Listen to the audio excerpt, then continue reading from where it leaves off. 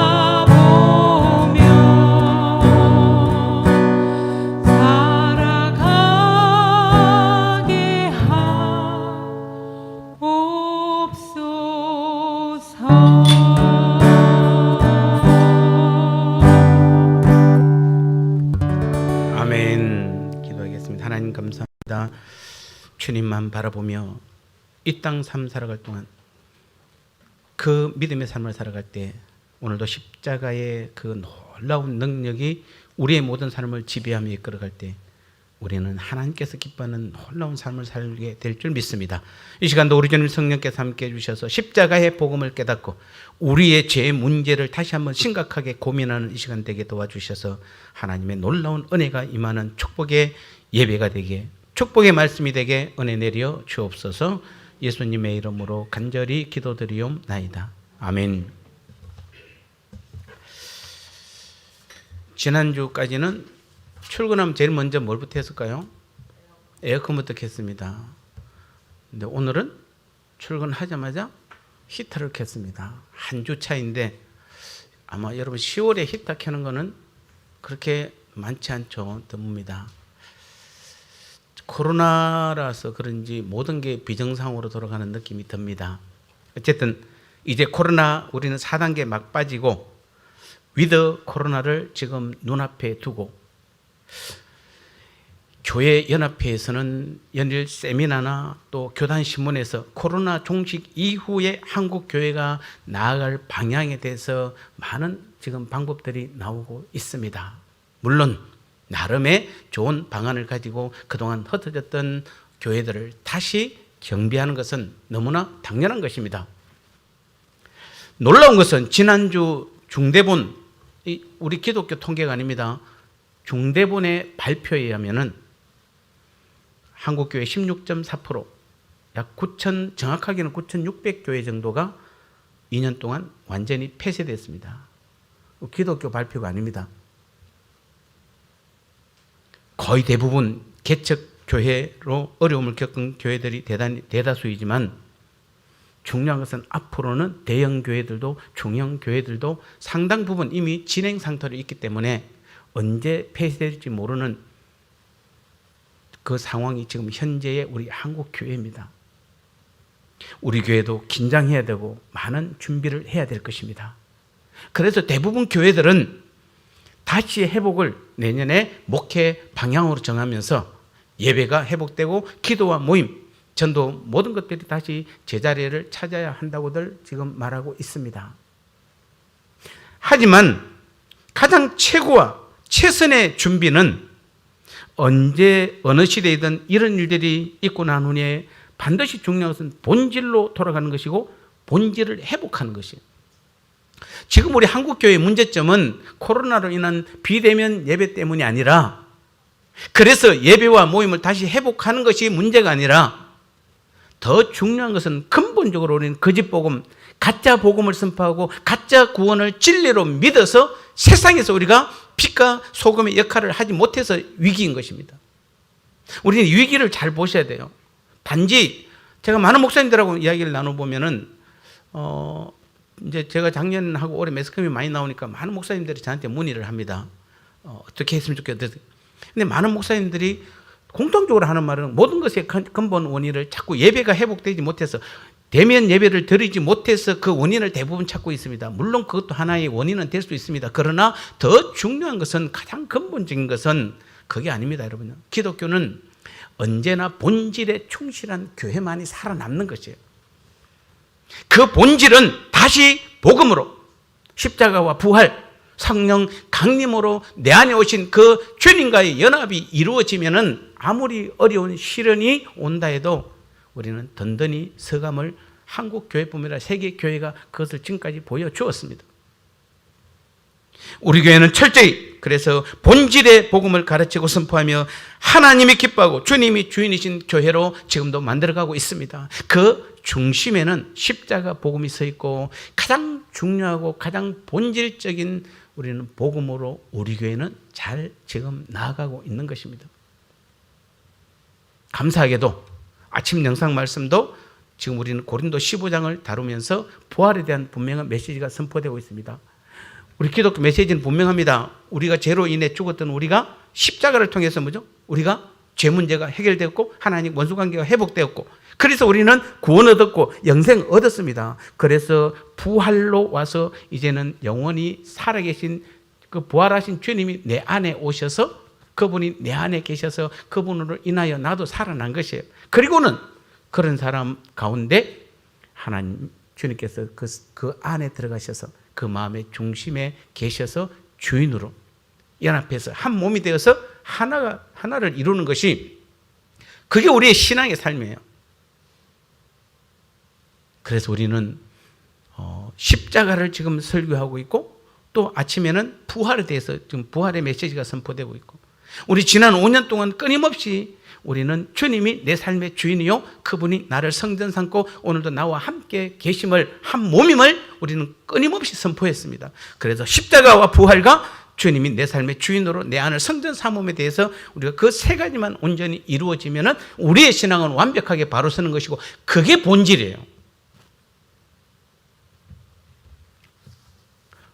오늘도 우리는 십자가 그래서 복음의 핵심 5번째 시간으로 가장 본질적인 십자가 복음이 나타난 십자가의 능력들을 경험하고 특별히 오늘 우리는 죄로 인해서 주님께서 하신 일에 대해서 우리가 함께 나누는 시간 되시기를 바랍니다.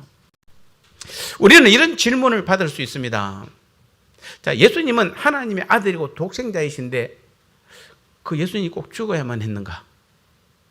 하나밖에 없는 외아들을 죽이지 않고도 전지전능하신 하나님이시니 얼마든지 다른 방법이 있을 텐데, 그리고 하나님께서 왜 사람들의 죄를 용서할 수 없단 말입니까? 잘못했습니다 하고 뉘우치는 사람을 사랑의 하나님께서 용서하면 모든 것이 끝나는데, 어쩌면 평소 우리가 많이 궁금해하고 묻고 싶은 질문입니다. 많은 사람들이 나름의 지식으로 대답하고 연구했지만 이 모든 질문에 대한 답은 역시 성경에서 찾을 수 있으며 가장 중요한 것은 바로 이 사실 때문에 주님께서 십자가에 죽으셨다는 사실입니다. 우리의 모습이나 신분과는 달리 하나님은 빛이십니다. 그분 속에는 전혀 어둠이 없습니다. 하나님은 공의의 하나님이시며 거룩하신 하나님이십니다. 그 하나님은 어려우신 분이십니다. 반대로 우리는 더럽고 불결하며 추악하고 죄악에 가득 차 있는 그런 지원받은 죄인들입니다. 우리는 전혀 하나님의 의로움에 대해 이해할 수 없는 인간들입니다. 이것이 지금 우리들이 십자가 보혈을 믿지 못하는 이유인 것입니다. 우리들은 의가 무엇인지, 정의가 어떤 것인지, 또 율법이 무엇을 말하고 있는지를 정확하게 이해하지 못하며 징계도 그래서 믿지 않는 것입니다. 아무리 하나님께서 징계한다 해도 기존 교회의 성도들도 그것을 잘 믿지 않고 있고, 이단들은 당연히 믿지 않고 있고, 그러니까 세상은 점점 지옥으로 변해가고 있는 것입니다. 여러분, 성경을 연구해 보면은 어느 때가, 이스라엘 역사에서 어느 때가 가장 지옥처럼 살았느냐면은 하나님의 징계를 무시했을 때입니다. 그리고 그 징계가 임할 때예요. 지금 우리는 코로나를 통해서 하나님의 징계로 받아야 돼요. 그래서 우리는 다시 본질로 돌아가야 되는데, 정말 안타까운 것은 이제 곧 회복이 된다고 그러니까 많은 지금 교회 단체들이 다시 예배를 회복하고 기도를 회복하고 모든 것을 그냥 옛날에 했던 것을 그대로 다시 회복하는 데 목적을 두는데, 그럴 것 같으면 하나님께서 코로나를 왜 보냈습니까? 본질로 돌아가셔야 돼요. 십자가로 나가셔야 돼요. 여러분, 구원을 어디서 받았습니까? 십자가에서 받았잖아요. 내 죄 문제 어디서 해결했습니까? 십자가에서 해결했잖아요. 내가 하나님의 자녀 된 것이 어디서부터입니까? 십자가에서 하나님의 자녀가 되었잖아요. 내가 천국을 어디서 소유했습니까? 십자가에서 해결했다. 내가 영원히 하나님과 함께 사는 것도 십자가에서 해결해 주셨기 때문에 우리는 부활을 통해서 다시 살아난 것이고, 그 성령 강림으로 주님께서 내 안에 들어오셔서 나를 성전 삼고 여전히 나와 내 삶의 주인으로 영원히 함께 하시는 것이, 그 중심은 그래서 십자가라는 것이에요.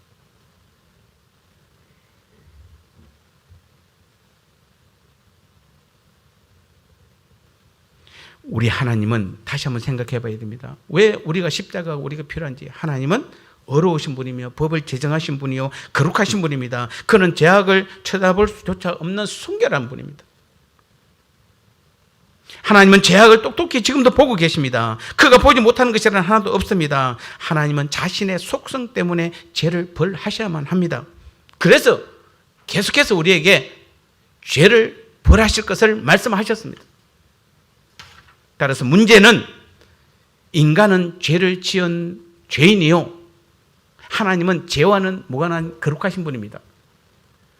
다시 정리하면 인간은 죄를 지은 죄인이요, 하나님은 죄와는 전 상관없는 아주 거룩하신 분이세요. 근데 이 두 사람이 뭐 해야 된다? 이 둘이 함께 한 몸을 이루어야 돼요. 하나가 돼야 돼요. 아버지와 아들이 돼야 돼요. 교회가 돼야 돼요. 그러려고 그러니까 함께 할 수가 없는 것이에요.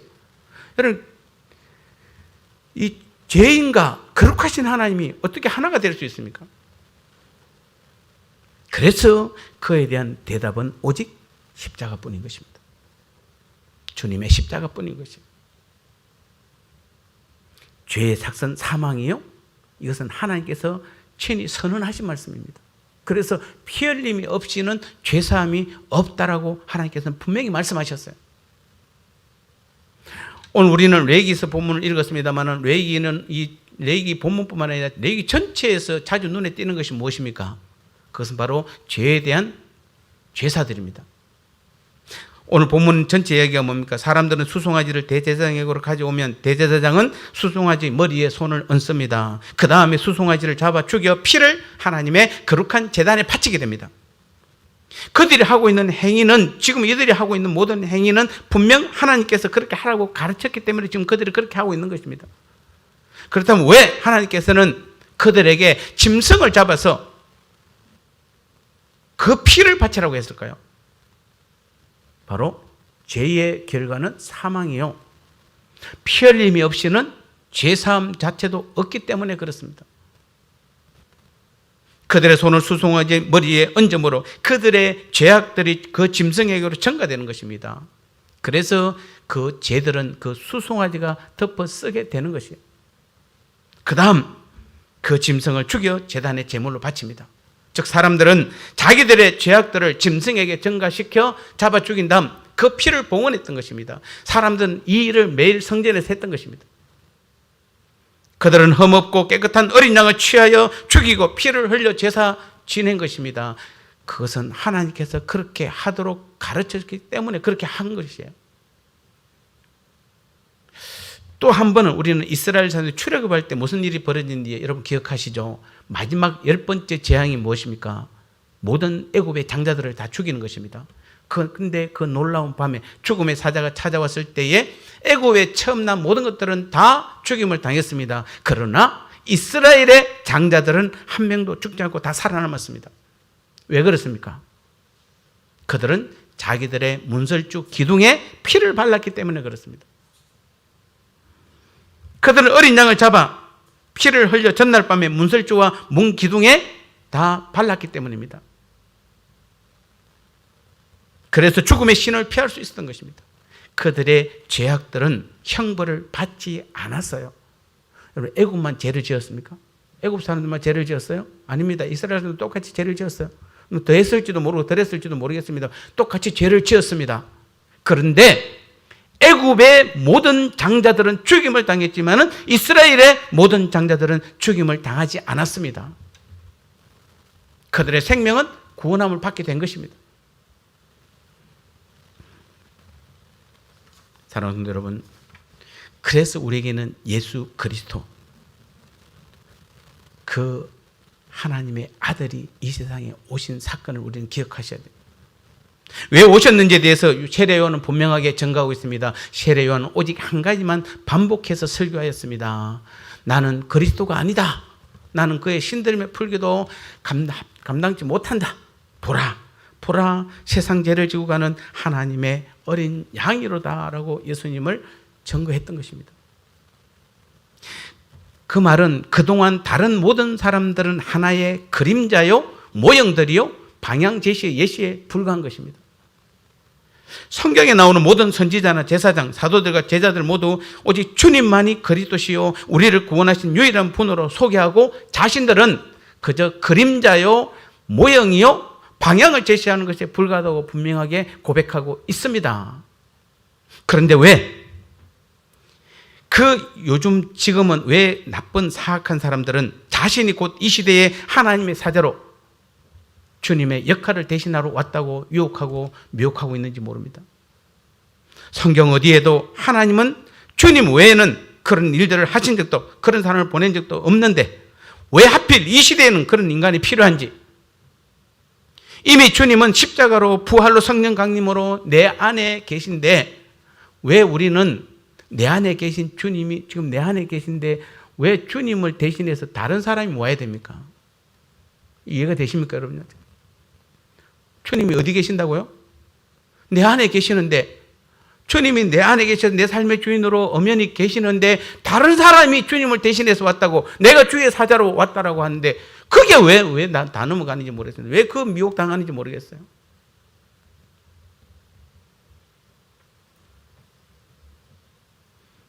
주님의 말씀대로 우리에게 믿음이 없어서 그렇습니다. 여러분, 믿음이라는 게 뭡니까? 십자가를 믿는 것이에요. 믿음은 겁니까? 부활을 믿는 것이고, 그분이 내 삶의 주인으로 오셔서 지금 내 삶의 주인으로 나와 함께 한 몸을 이룬 것을 믿는 것이에요. 그 믿음이 없으니까 많은 사람들이 지금 다른 데 미혹돼서 넘어가는 것입니다. 언제나 사람들은 자기 눈으로 보고야 믿는 습성 때문에 눈에 보이는 주님이라고 말하니까 전부 다 거기에 혹해서 다 넘어가 버리는 것입니다. 감히 주님이, 하나님이 내 안에 계시는데 그 주님 대신 사람을 주님으로 믿고 그 사람을 통해서 구원을 얻으려는 악한 사람 중에 최고요, 어리석은 사람 중에 최고가 바로 신천지를 비롯한 지금 이단에 빠져있는 모든 그들입니다. 그들에게는 십자가 복음이 없고 율법과 행위 복음만 믿어서 그런 것입니다. 여러분, 지금 보세요. 그 신천지에 빠지고 다른 이단에 빠진 사람들이 십자가 복음을 믿었으면 빠질 수가 없는 것이에요.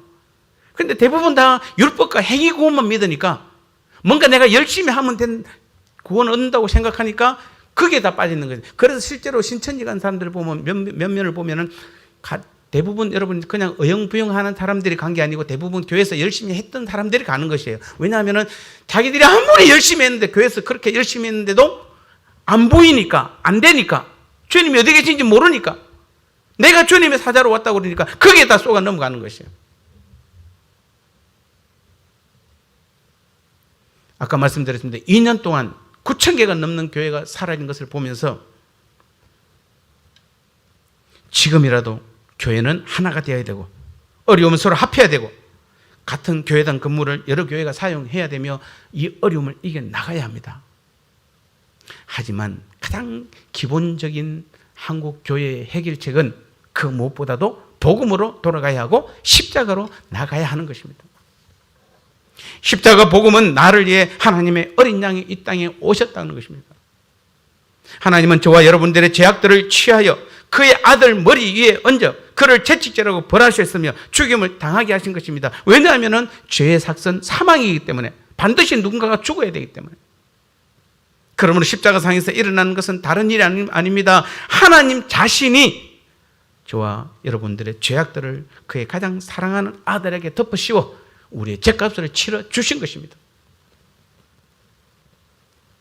그래서 고린도후서 5장 21절에서는 하나님이 이 죄를 알지 못하신 자로 우리를 대신하여 죄를 삼으신 것은 우리로 하여금 죄 안에서 하나님의 의가 되려 하심이라고 말씀하셨습니다.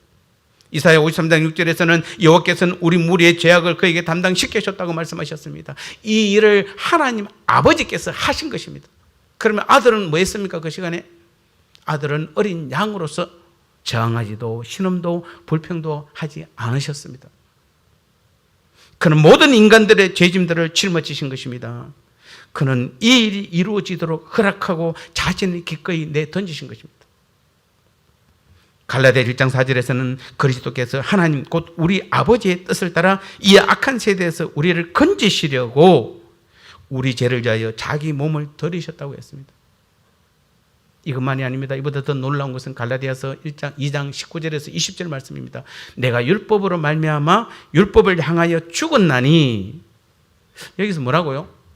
내가 율법으로 말미암아 율법을 향하여 죽었다고 말씀하셨습니다. 왜냐하면 이는 하나님을 향하여 살려함이니라. 우리가 하나님을 향해서 살려고 그러면은 율법에 대해서 죽어야 돼요. 그래서 내가 그리스도와 함께 십자가에 못 박혔나니 그런즉 이제는 내가 산 것 아니 오직 내 안에 그리스도께서 사신 것이라. 이제 내가 육체 가운데 사는 것은 나를 사랑하사 나를 위하여 자기 몸을 버리신 하나님의 아들을 믿는 믿음 안에서 사는 것이다, 이렇게 말하는 것입니다. 주님께서 율법에 대해서 다 죽게 만들었어요. 이제는 우리는 율법으로 행하는 사람들이 아니에요.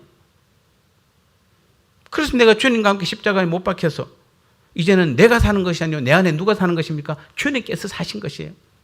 그래서 내가 육체 가운데, 이 땅에서 육체 가운데 사는 것은 나를 사랑하사 나를 위하여 자기 몸을 버리신 주님을 믿는 믿음으로 사는 것이에요. 그 말을 지금 하고 있는 것이에요. 지금 우리는 그 믿음이 중요한 것이에요. 이게 복음입니다. 그래서 하나님이 세상을 이처럼 사랑하사 독생자를 죽음에 이르도록 주셨으니 이는 저를 믿는 자마다 멸망치 않고 영생을 얻는다라고 요한복음 3장 16절에서 분명히 말씀하셨습니다. 베드로전서 2장 24절에서는 친히 나무에 달려 그 몸으로 우리 죄를 담당하셨으니 이는 우리로 죄에 대하여 죽고 의에 대하여 살리야 하심이라.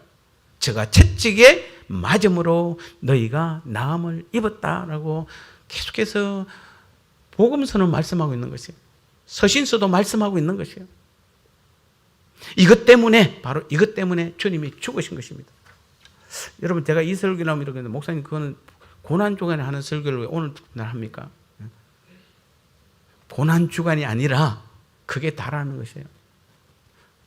베드로도, 여러분, 야고보도, 또 바울도, 그 외에 많은 이 요한도 성경에 이 기록한 성경을 기록한 그 사람들의 공통 고백이 뭡니까?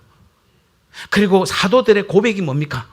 우리 중세 기독교사를 지금까지 이끌어왔던, 믿음을 이끌어왔던 사람들의 고백이 한결같은 고백이 무엇입니까? 내가 예수 믿어서 성공했다라고 말합니까? 내가 출세했다라고 말합니까? 내가 이 세상에서 잘 됐다라고 지금 고백합니까? 내가 건강하게 오래 살았다라고 고백합니까? 아닙니다. 그들은 한결같이 주님의 십자가만을 자랑했던 것이에요. 그 십자가 안에 모든 것이 있다라고 우리에게 말씀하고 있는 것이에요. 고백하고 있는 것이에요. 우리는 구원 받았으면 다 됐잖아요. 우리 제3 해결 받았으면 됐잖아요. 하나님과 관계 회복되었으면 됐잖아요. 우리가 왜 무엇을, 천국을 소유했잖아요. 우리가 영원한 천국에서 하나님과 영원히 살 수 있도록 다 만들어 놨잖아요. 하나님은 지금 누구 똑똑한 사람, 목사님 저한테는 그거 다 허락하고, 장로님들은 그 중에 하나 빼고 허락하고, 권사님들은 그 중에 하나 더 빼고 허락하고, 집사님들은 하나 더 빼고 허락하고, 성도님들은 그 중에서 몇 가지만 허락했습니까? 그래서 여러분이 지금 그걸 얻으려고 최선을 다하는 것이 그게 신앙생활입니까? 아닙니다, 여러분요. 우리 모두는 십자가 앞에서는 모두 동일한 것입니다. 우리는 다 그것을 얻었잖아요. 그거 얻으려고 우리는 주님을 믿는 것이잖아요.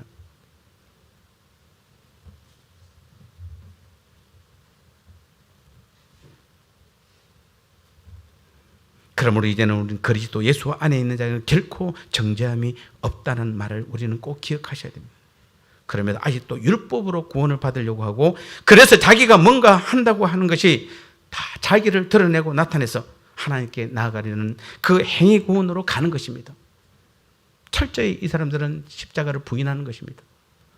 왜냐하면 여러분, 어떤 거짓 복음보다도 율법 구원은 악한 것이에요. 행위 구원은 악한 것이에요. 주님께서 십자가에서 죽으셔서 우리가 지금 우리를 구원하기 위해서 십자가에 죽으셨는데, 그걸로 인해서 우리가 구원받았는데 왜 우리는 율법으로 구원받으려고 그러고 우리의 행위로 구원받으려고 그럽니까? 그것은 완전히 주님의 십자가를 정면으로 부인하는 것이에요. 그런데도 아직도 우리 한국교회는 60, 70%, 70, 80%가 왜 아직도 율법과 행위 구원으로, 자꾸 행위로 구원을 받으려고 하는지 모르겠습니다. 여러분의 선한 행위로 뭔가가 이루어질 것 같습니까? 그럼 결국엔 자기만 다 드러내는 것이에요. 자기만 다 나타내는 것이에요. 교회 안에서. 내 생각인데, 내 뜻인데, 끝까지 그거 고집하고 앉아있고. 우리는 십자가 앞에 들어가면 다 겸손하게 낮아질 수밖에 없어요. 아무것도 자랑할 것이 없어요.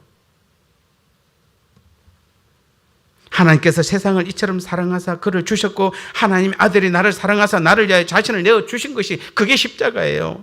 이게 십자가 설교 내용이에요. 우리를 구원해 주신 것은 십자가예요. 다시 말씀드립니다. 십자가 앞에서 우리가 할 수 있는 것은 아무것도 없습니다. 그냥 그 메시지를 믿는 것뿐이에요.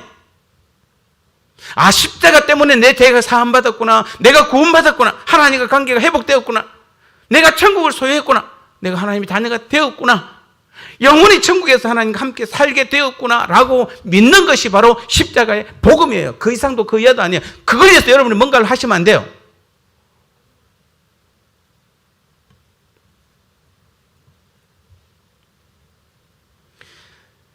여러분이 지금 만약에 내가 지금보다 더 나은 삶을 살아갈 것이라고 말한다면 여러분 아직도 십자가를 발견하지 못해서 그렇습니다.